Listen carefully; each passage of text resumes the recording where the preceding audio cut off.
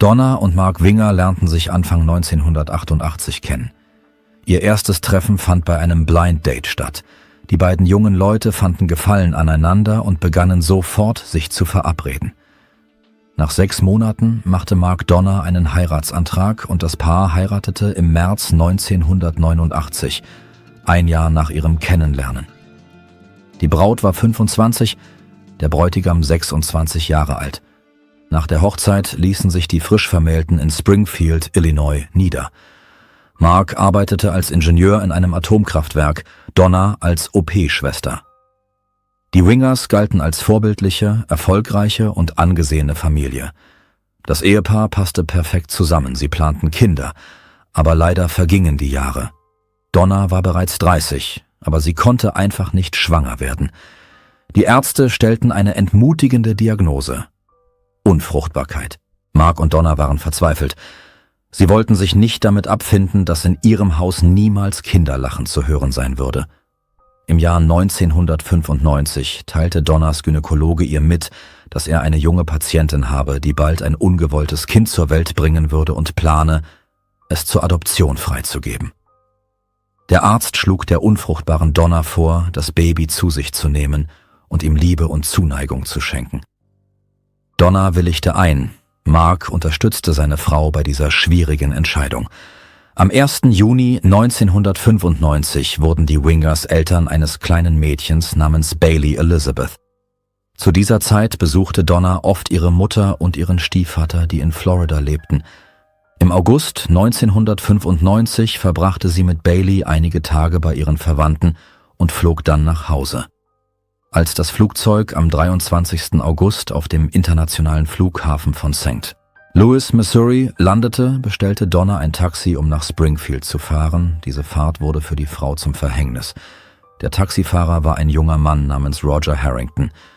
Während der gesamten 1,5-stündigen Fahrt fuhr der Taxifahrer zu schnell, war unaufmerksam und murmelte etwas vor sich hin. Später gestand Roger, dass er während der Fahrt oft mit einem gottähnlichen Geist namens Dan sprach. Der Mann sagte, dass dieser Geist manchmal, wenn er sich ans Steuer setze, zu ihm komme, ihn aus seinem Körper ziehe und er hoch in den Himmel hinter seinem Auto herfliege. Roger versuchte auch mit Donna zu flirten, versicherte ihr, dass er ältere Frauen liebe und lud sie zu einer der Swingerpartys ein, die er oft in seiner Wohnung veranstaltete. Nach 1,5 Stunden kam das Taxi endlich am Haus der Familie Winger an. Donna war unglaublich erleichtert, da sie die ganze Fahrt über angespannt gewesen war. Als sie mit Bailey auf dem Arm das Haus betrat, erzählte die Frau ihrem Mann sofort von der unangenehmen Fahrt und schrieb später in ihrem persönlichen Tagebuch über diese Geschichte. Mark gefiel die ganze Situation überhaupt nicht. Der Mann rief immer wieder bei der Firma an, für die der Taxifahrer Roger Harrington arbeitete. Bald darauf verlor der junge Angestellte seinen Job. 6 Tage vergingen.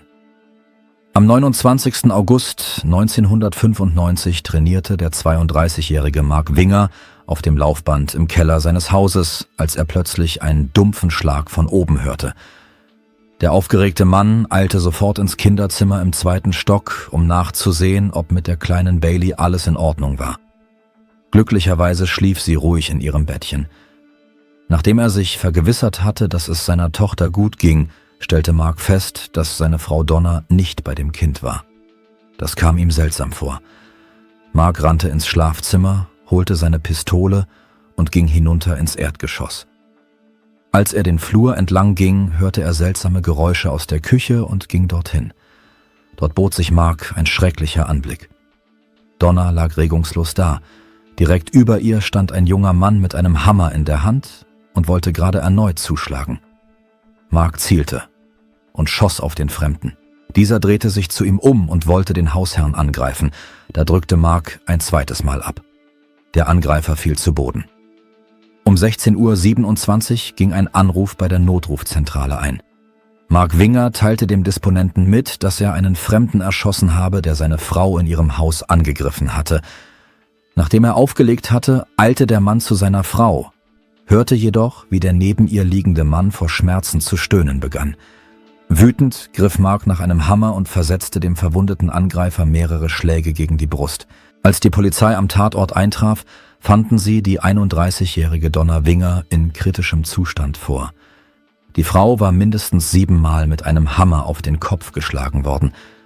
Der Puls des Angreifers war kaum noch zu fühlen, aber auch er lebte noch. Bevor die Sanitäter die Verletzten ins Krankenhaus brachten, machte einer der Beamten mehrere Polaroid-Fotos und hielt so die Position von Donna und ihres mutmaßlichen Angreifers fest.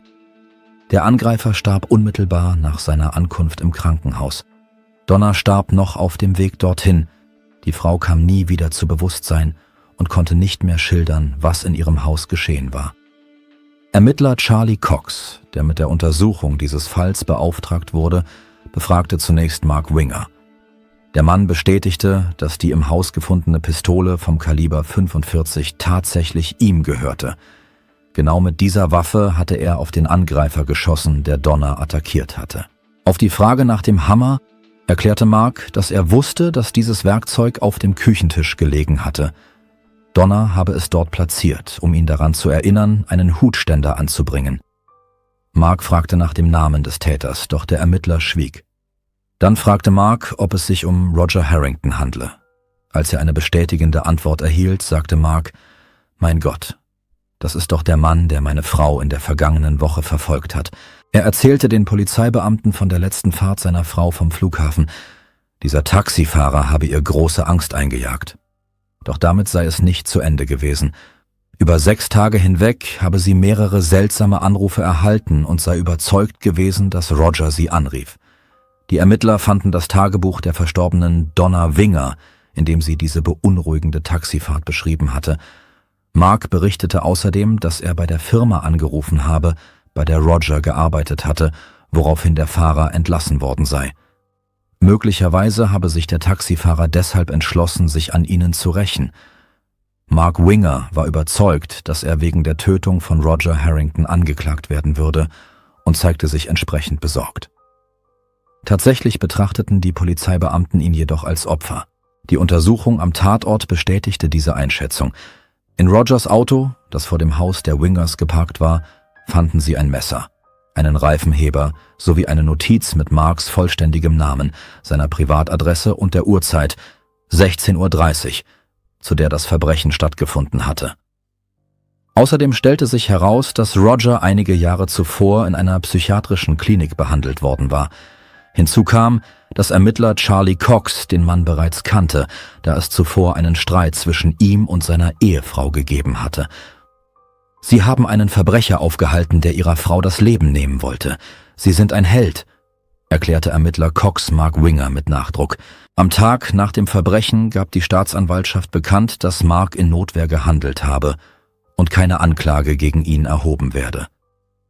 Der Fall wurde geschlossen. Die Eltern der verstorbenen Donna waren tief erschüttert über das Geschehen. Sie unterstützten ihren Schwiegersohn, der nun Witwer war, so gut sie konnten. Die gesamte Gemeinde von Springfield stand dem alleinerziehenden Vater bei, der seine geliebte Frau und die Mutter von Bailey verloren hatte. Viele sahen in ihm einen fürsorglichen Familienvater, dessen Leben durch einen gewalttätigen Taxifahrer zerstört worden war. Alle, bis auf die Familie Harrington. Rogers Schwester Barbara, die ihren Bruder besser kannte als jeder andere, versicherte der Polizei, dass er niemals zu einer derart grausamen Tat fähig gewesen wäre. Sie bat die Ermittler, den Fall erneut zu untersuchen, doch ihre Bitte wurde abgelehnt.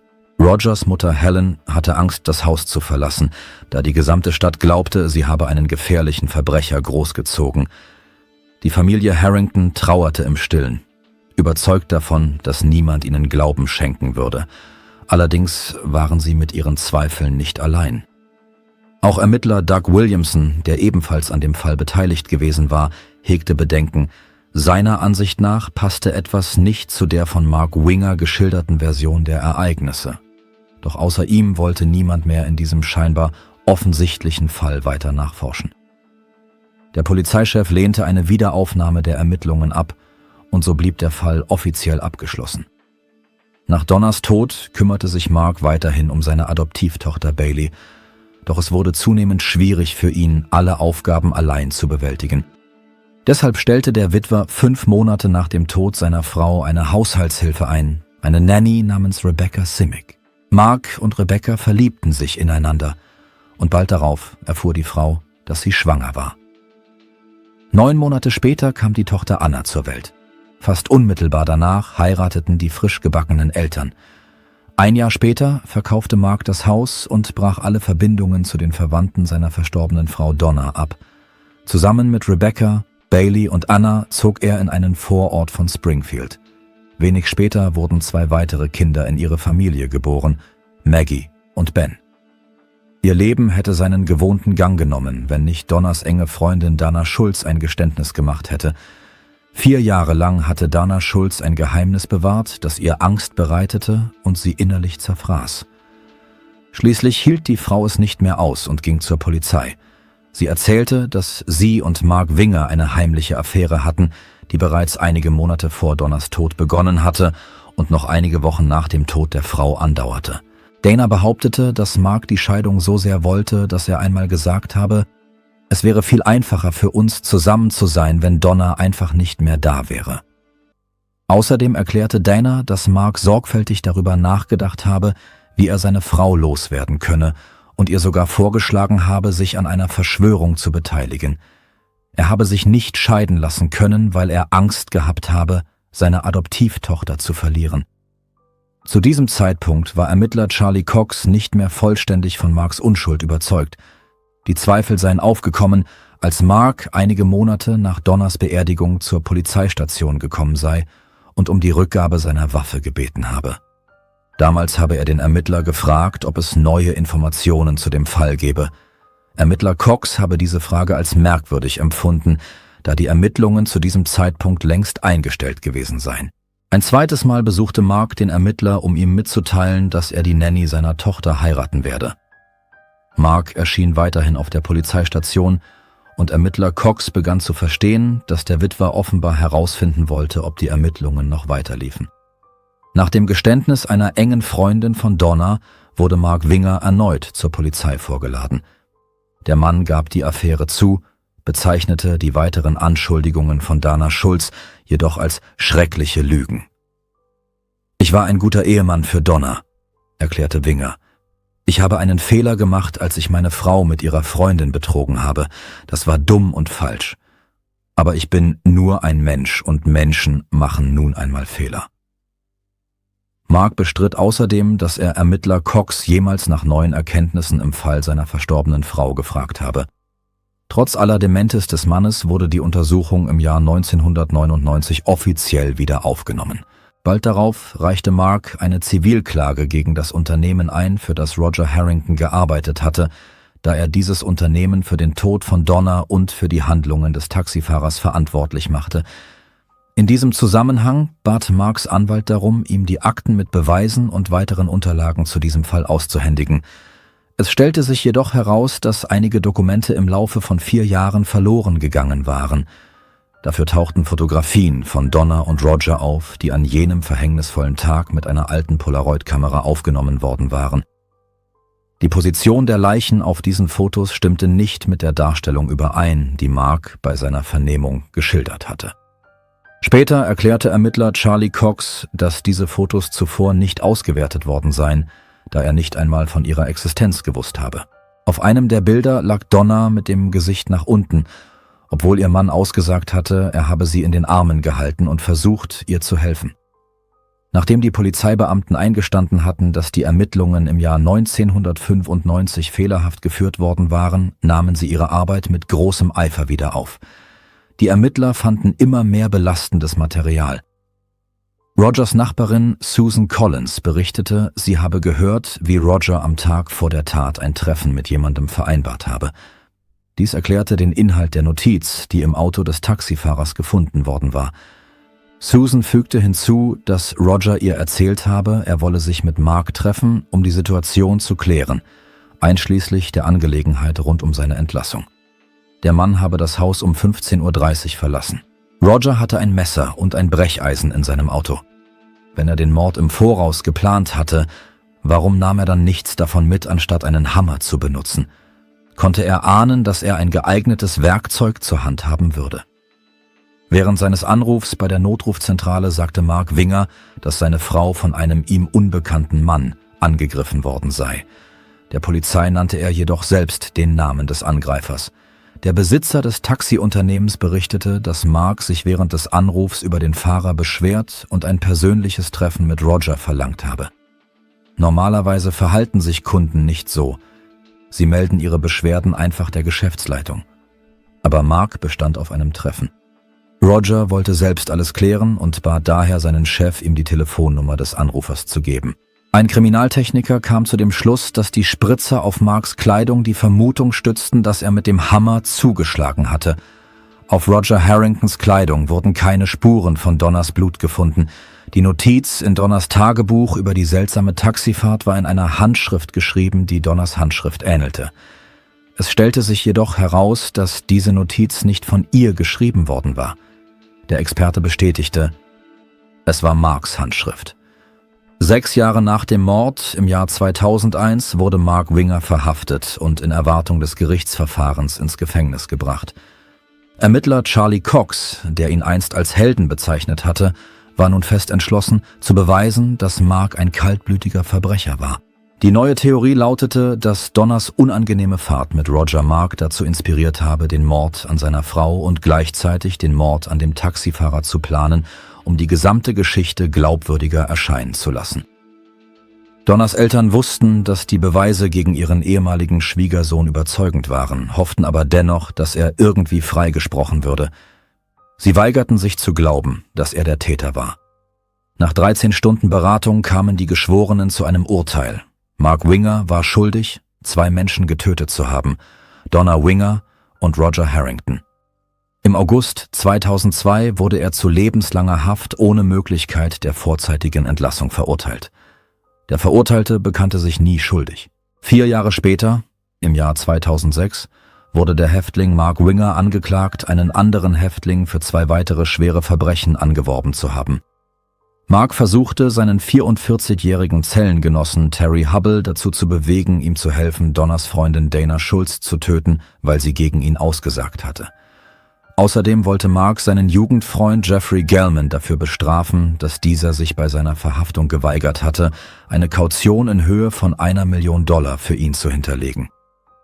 In Marks Zelle fanden die Beamten 19 Seiten handschriftlichen Textes mit einer Beschreibung seines Plans. Der Mann wollte, dass sein Zellengenosse seine Verbindungen in der Unterwelt nutzte, um die Entführung seines Jugendfreundes Jeffrey Gellman zu organisieren, um von dessen Familie Lösegeld zu erpressen. Sobald das Geld eingegangen wäre, hätte Mark angeordnet, Jeffrey zu töten. Für dasselbe Geld sollte ein Auftragskiller engagiert werden, der Donners Freundin Dana Schulz töten sollte, nachdem er sie dazu gezwungen hätte, eine Erklärung zu schreiben, dass sie Mark Winger zu Unrecht beschuldigt habe und er in Wirklichkeit unschuldig sei. Der hinterhältige Plan schlug fehl und Mark Winger stand im Juni 2007 erneut vor Gericht. Mark überzeugte die Geschworenen davon, dass die Manuskripte lediglich seine Fantasie widerspiegelten, die er nie in die Tat umsetzen wollte. Dennoch wurde er wegen Anstiftung zur Entführung und zum Mord an mehreren Personen für schuldig befunden und zu 35 Jahren Haft zusätzlich zu seiner bereits bestehenden lebenslangen Freiheitsstrafe verurteilt. Es ist bekannt, dass Marks zweite Frau Rebecca sich unmittelbar nach seiner Inhaftierung von ihm scheiden ließ. Sie nahm wieder ihren Mädchennamen Simic an. Die Frau adoptierte offiziell Bailey, die Adoptivtochter von Mark und Donna. Zunächst zog Rebecca zu ihrem leiblichen Bruder. Sie hatte weder ein Zuhause noch Geld oder staatliche Unterstützung. Als sich ihre finanzielle Situation verbesserte, mietete sie ein eigenes Haus für sich und ihre Kinder und zog ihre Töchter und ihren Sohn allein groß. Rebecca und ihre Kinder schlossen sich der Southeast Christian Church an. Heute arbeitet die Frau und verfügt über ein stabiles Einkommen. Sie hat nie wieder geheiratet. In einem ihrer letzten Interviews im Jahr 2021 gestand Rebecca: Als Mark ins Gefängnis kam, fühlte ich mich gedemütigt. Ich fühlte mich unwohl und schämte mich, obwohl ich nichts Falsches getan hatte. Jetzt lebt Mark zwar noch, aber für mich und meine Familie ist er tot.